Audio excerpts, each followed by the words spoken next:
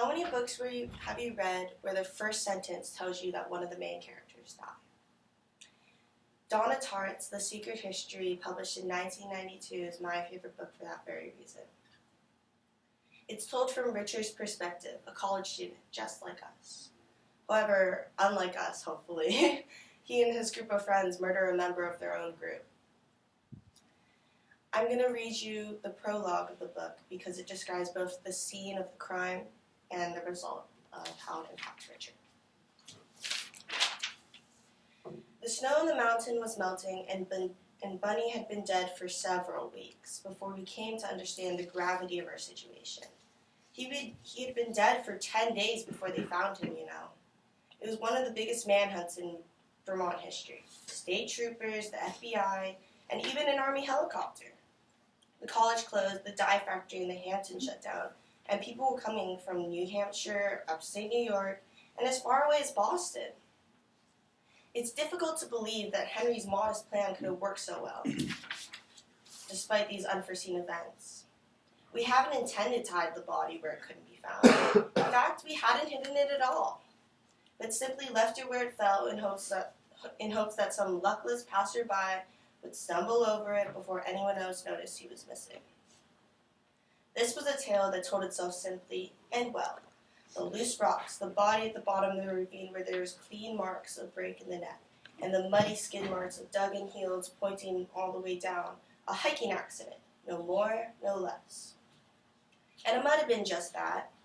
A quiet tear and a small funeral had it not been for the snow that fell that night. It covered him without a trace. And 10 days later, when the FBI and the searchers in town all saw that they had been walking back and forth over his body until the snow packed down on it like ice.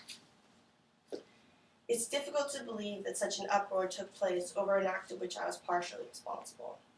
Even more difficult to believe I could have walked through it without incurring a blink of suspicion. But walking through all one thing. Walking away, unfortunately, has proved to be quite another. And though once I thought I had left that ravine forever on that April afternoon long ago, now I'm not so sure. Now the searchers have departed and the life grows quiet around me.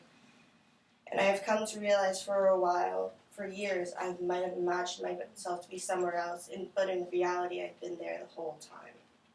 Up on top of the muddy wheel ruts in the new grass, where the sky is dark over the shivering apple blossoms, and the first chill of snow will fall that night is already in the air. I remember only too well the long, terrible night that laid ahead, and the long, terrible days that followed. I have only to glance over my shoulder for all those years to drop away, and I see behind me the ravine, rising all green and black through the saplings, a picture that will never leave me. I suppose one time in my life I might have had a number of stories to tell, but now there is no other.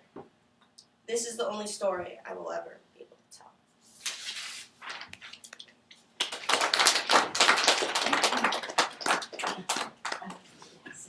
Okay, Natalie, how did this one go for you compared to the others? It's a little different. Yeah, honestly the hardest part for me was finding the text. Okay. Because I was reading The Goldfinch during this whole semester. It's taken me a while. So then I was like, oh, I'll pick a passage from this. I like this book a lot. So I kept reading, and I got through almost the whole book. And I was like, I don't want to use any of this.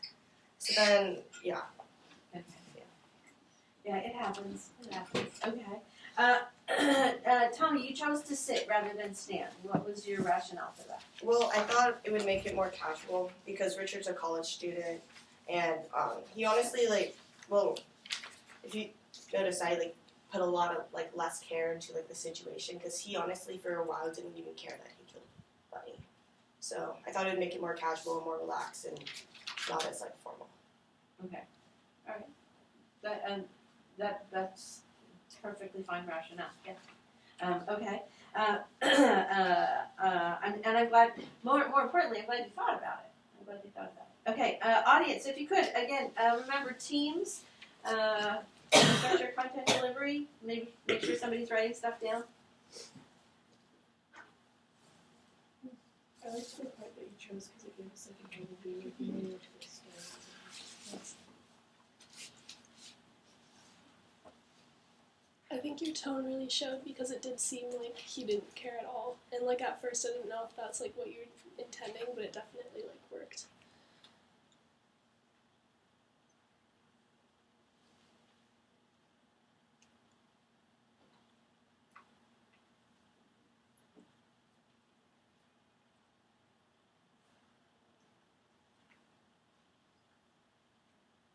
Sorry.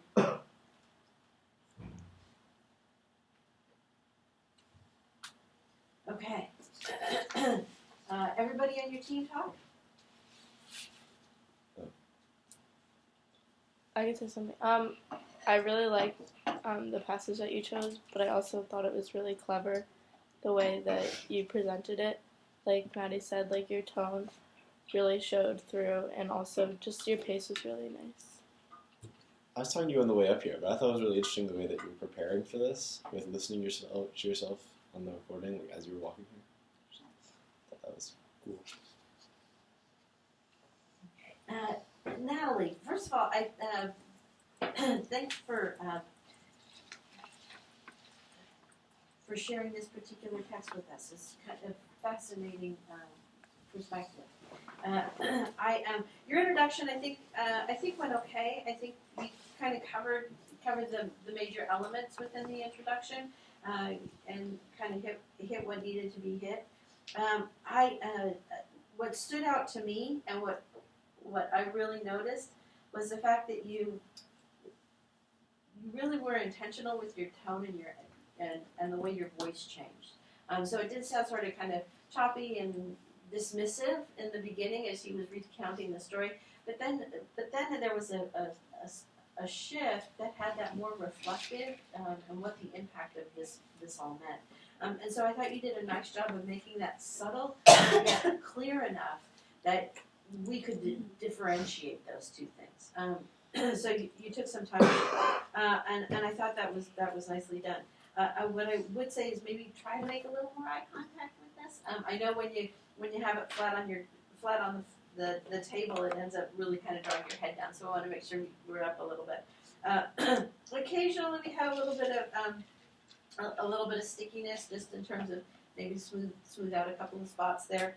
And try not to swing on the chair. So if you're going to sit on the chair, kind of playing in it, it kind of gives a little nervous leak. So just be attentive to that. But in terms of the piece itself, I thought for the most part, you did quite nicely. Thanks. Thank you.